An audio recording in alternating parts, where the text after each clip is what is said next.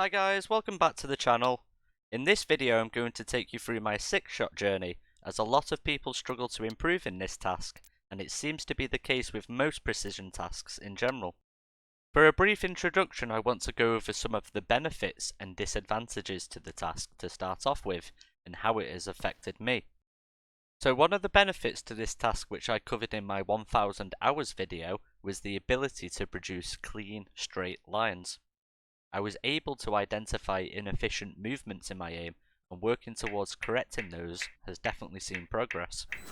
Yeah. One enemy remaining. Nice. So fucking good, A bro. little recognition is nice. As an added benefit to this, if I was launching off at the wrong angle, then I treated this as an inefficiency too, so I am also able to aim at finer angles than I was able to previously, and both of these have seen reduction to my overall time to kill. Nice. Die. Shit. However, the overall approach here was for me to remain within my smooth aim limits and to avoid snapping like you can in grid shot. As a result, the aim I was training is much slower than I'd anticipated. You could also review the 146k run I uploaded recently, and you wouldn't exactly say that was the fastest flick aim either, and this is what I mean by smooth aiming. I don't like breaking it down like this personally, because aim is just one thing, and a fast, smooth aim can be considered as snappy anyway, but we'll go over that later. I believe for that reason that the maximum translation can only happen when you exhibit the same speeds in Sixshot than you do in FPS games. So even at 146k and the way I aim in game, still a long way off yet. Last player standing. Unimportant. One enemy remaining.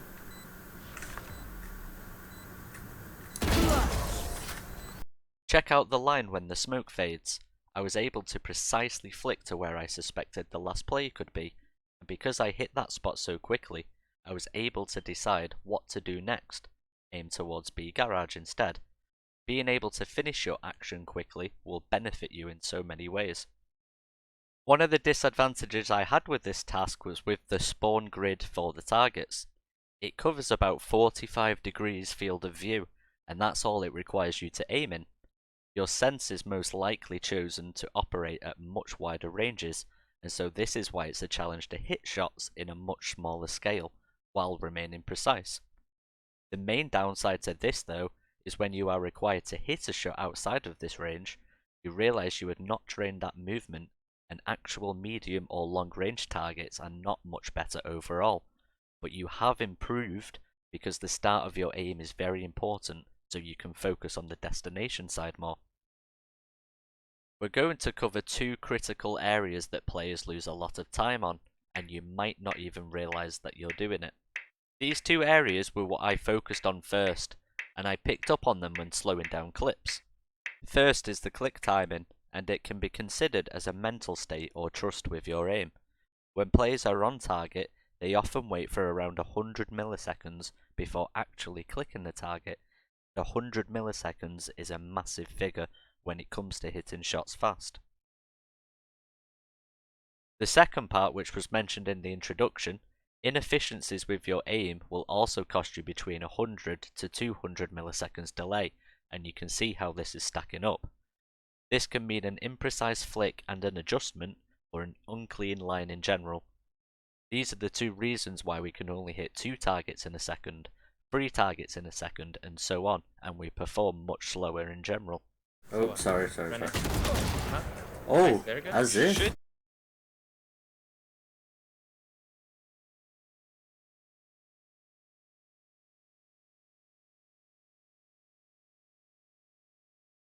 I just want to emphasize that the distance between these targets does not require your fastest flick. When you try smooth aiming, you'll realize how overkill your aim actually was, and in most cases, it's the reason for the lack of control. I mentioned in a previous video that when you watch Osu runs, they do not flick faster than what they are required to click, because in that game you have to click to a certain timing. They always flick at the speed and land on the destination at roughly the time that they need to click, or the speed of their intended click. Never any faster and then wait around for 200 milliseconds, well, because that's just overkill. So my approach here was to use smooth aiming and to make my lines as robotic as possible. That was step 1. To further break down some of the inefficiencies in my movement, these were anything like overflicking, weird arc movements, my line wasn't even directed to the target, and another point which I'll be covering later, peripheral flicking. Remember earlier that I said a fast smooth aim is just snappy aim anyway? Well, the control test I used to improve this, which is what I also call the natural aiming speed, one where you can comfortably hit 95 to 100% accuracy in a single run, consistently. So these are runs where you're paying attention to hit the shots precisely, but also while nurturing your angle and clean lines. Once I was happy with these consistent runs, I paid attention to the click sounds, and to improve in my scores and push through my barriers I used 2 methods for this. I would keep a set rhythm in my runs and gradually increase the click speed ever so slightly. This helped to combat the click delay issue mentioned in the critical reasoning before. I was surprised at how much I was hitting shots with this fraction of a quicker click, and I was picking up on missed shots too, so this was fantastic.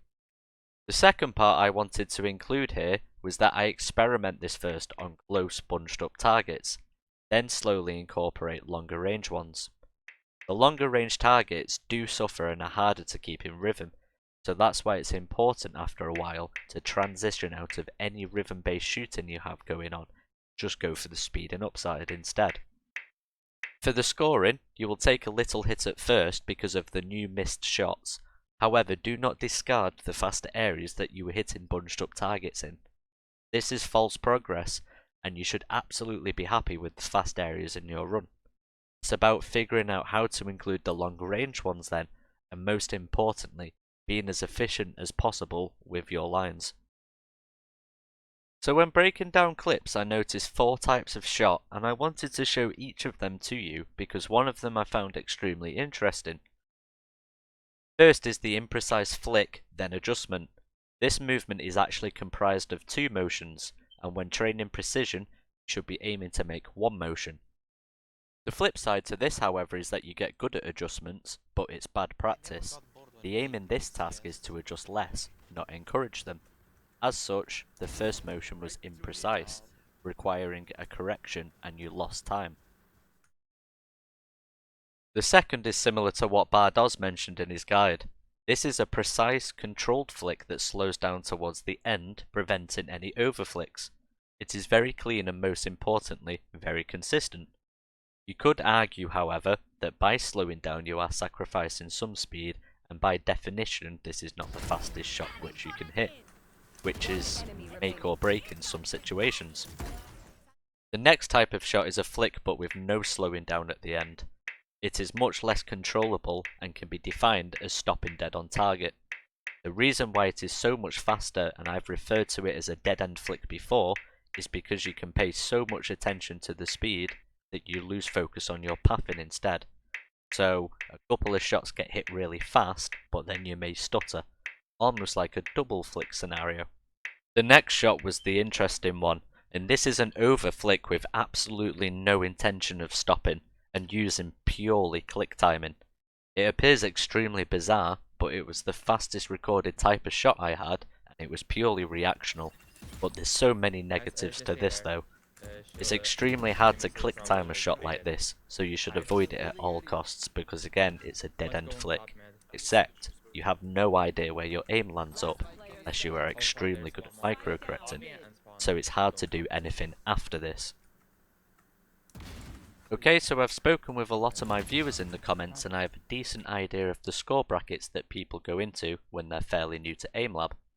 Those new to PC often go into the 0 to 40k range. Those with a little experience get 40 to 60k, and experienced players typically score around 60 to 100k. If you score over 100, then congratulations, because that's very impressive. I think I managed to get 77,000 on my first few tries.